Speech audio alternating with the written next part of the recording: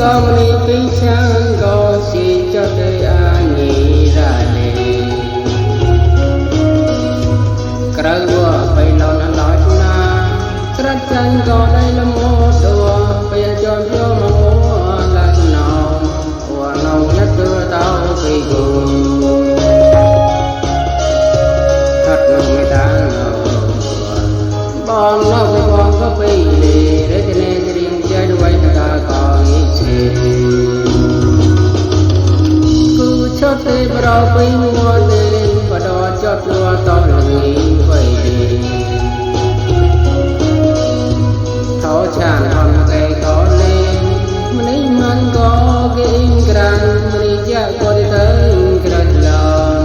lòng gì có ôi chàng gì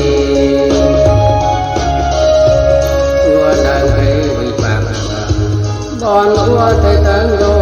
cái đô ni ba là ba câu thế tấn chỉ cho tôi tiếng nốt lên chẳng đổ cờ hiên mua ra đi chẳng lâu đâu mua khả năng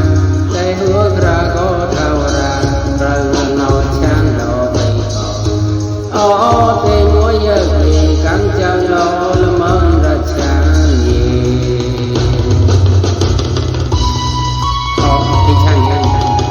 cái nó bị lớn nói là đấy, bắt đầu cao nó lên cái tay nó cao nó lên, như để cho tôi đọc, cha cái con nó đâu ra cao nó lên, cha mong bay lên đấy, tôi to như bà có cái cha là như con cao đen này là nó, lòng xóm này bị cha gom chỉ cho tê ani ra đi. Cái vua bay lon nói nga cái chân có đây là một tuồng về chôn vô mà ngô lần nào nhất từ đâu tùy thật lòng người ta bon là người bon có bị